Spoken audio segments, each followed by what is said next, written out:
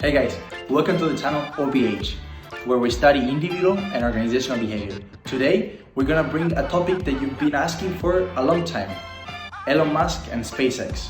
For this project, I had the opportunity to work with some very professional psychiatrists that are gonna go through his personality, leadership style, and motivation. So we're gonna get very deeply in who this guy really is. To start with, let's take a look about Elon's history. Elon became a multimillionaire after he sold his startup company Zip2, only to later sell his next venture, PayPal. In 2002, Musk also founded his third company, SpaceX, whose designs revolutionized space technology, with the intention of building space travel and enabling humans to live on other planets. By 2008, SpaceX was well established, and NASA awarded the company the contract to handle cargo transfer for International Space Station.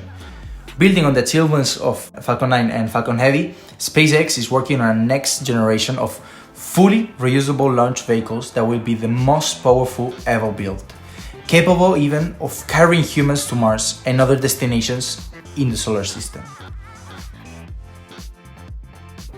Okay, so let's go a little bit now to the financial and performance of SpaceX. They're one of the leading and fastest growing providers of launch services, and they're secured already 100 missions and over 12 billion in contracts. As a private company, SpaceX, we don't have the financials. That said, some sources like CNBC or Bloomberg, they already have tried to value the company, and they said it's already 25 billion USD estimated. SpaceX revenue, it's around 2 billion per year. However, it is still very hard to know if the company is actually profitable or not. So we don't have any clear conclusion about their financial performance. Okay guys, now that we know who this guy is, let's take a deeper look on who he really is and how he behaves. For that, I'm going to transfer you now to our two professional psychiatrists, Belen and David. Thanks, Pablo. We now proceed to analyze the interview conducted by our fellow friend Martin to Elon Musk himself. Welcome, Elon, and thank you for being with us tonight. That's a great honor. Thank you for having me, my pleasure. Let's jump right in. And in order to get to know you better, I would first like to ask you, how would you describe yourself? That's a tough question. It is. I mean, according to Forbes, I'm a genius, billionaire, playboy, philanthropist. So basically the real life Iron Man. Yeah. But on a real note, I would describe myself as a visionary. Someone who sees a bigger picture that most people do not know about or care to look for. Interesting. And in such a demanding industry with very limited resources and working around the clock, how do you manage to keep your employees motivated at all time? To be honest, I think SpaceX employees are naturally motivated, and I'm proud to say that. By the idea of the bigger picture that I just described, because essentially we're creating a backup plan for humanity, for potential global extinction, which is our ultimate goal. Meanwhile, we also set short to medium term goals so that people can work towards something, a stepping stone. And our first stepping stone is our first carbon mission to Mars, which is supposed to happen in 2022. That's interesting.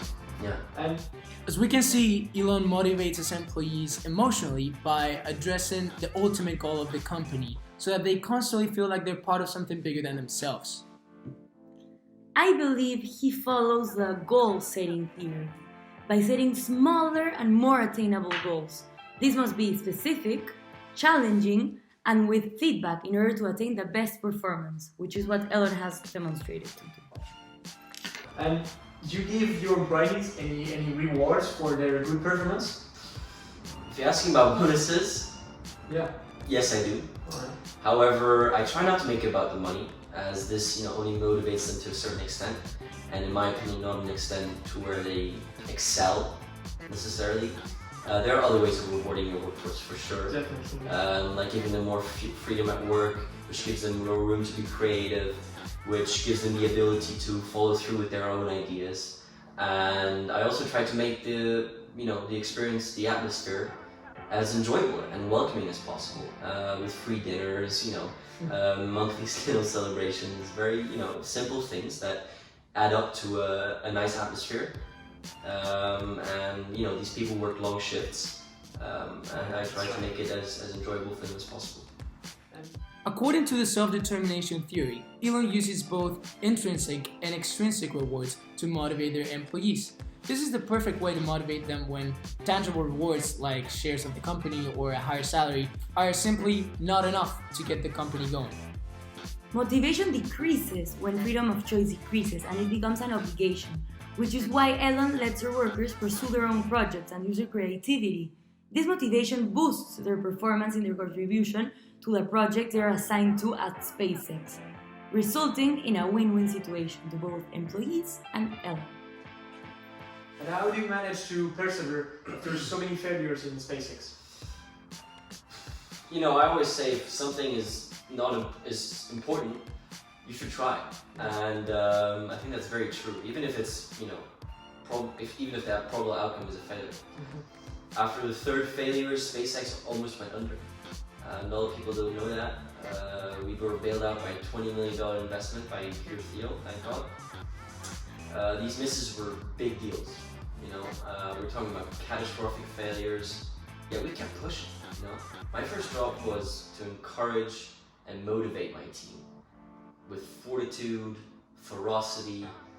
For my part, I never gave up. I never, and never even thought about it. And I tried to really transmit this onto who I was working with and really instill these values in my workforce.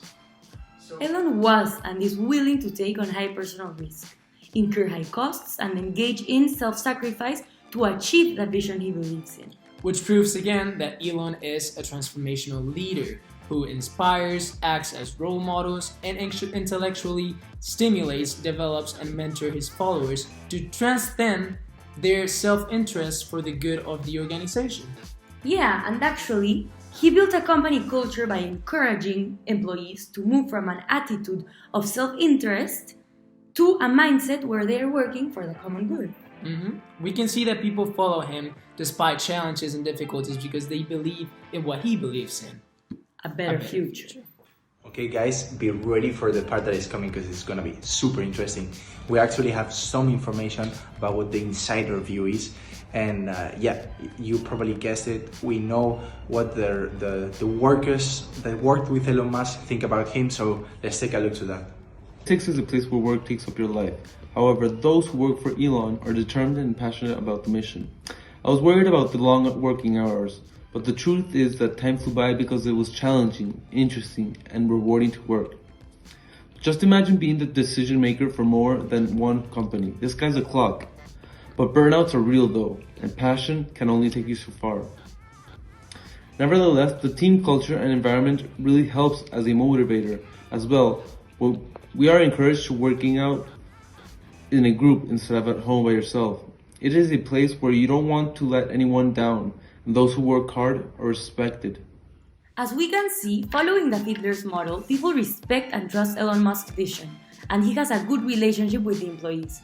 However, he is very demanding and can sometimes be intimidating. He scores high on task structure as he likes to follow guidelines and rules to complete tasks in a specific way. Lastly, he has a strong influence over power variables such as hiring, firing, promotion, and salary increases. Therefore, he falls under category number 1, having a good leader-member relation, high task structure, and strong position power. This means he has a good performance regarding task-oriented relationships, but poor performance regarding his relationship orientation.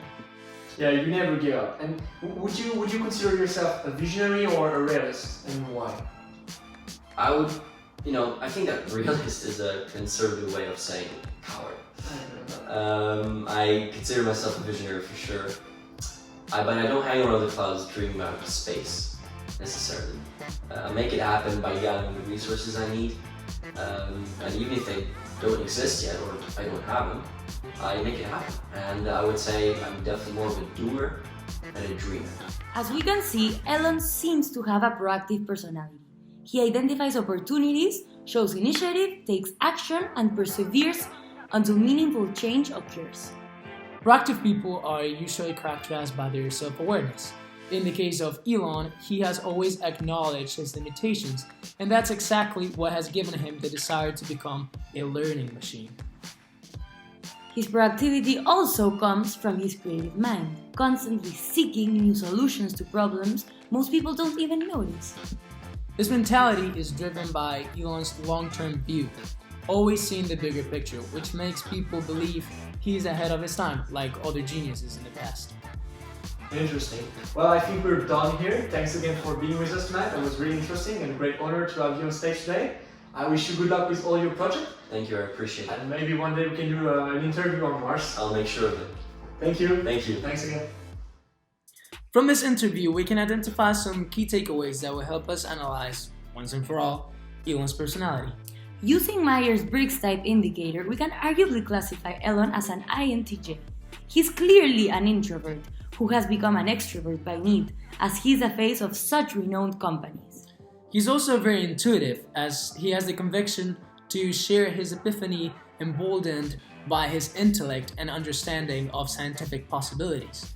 He is a thinker, given his dedication to innovate and the pursuit of knowledge. Then he's judging, as he's someone who follows a structure and an order to complete things. He manages people and his work life is centered around goals and execution. That being said, we can conclude that he's a visionary. He's original, stubborn, and most importantly, driven. Which is what makes him an INTJ. Thank you. Yo guys, thank you very much for watching the video. Please, if you like the video, comment here, subscribe and like the video. Let me know in the comments what you think about it. So I think it's been an amazing journey that we've been through, exploring who this guy really is and what his company is about. I hope you've enjoyed the video, you've learned about his very charismatic and peculiar personality and leadership style. And I will see you next week on another OBH episode. Peace out.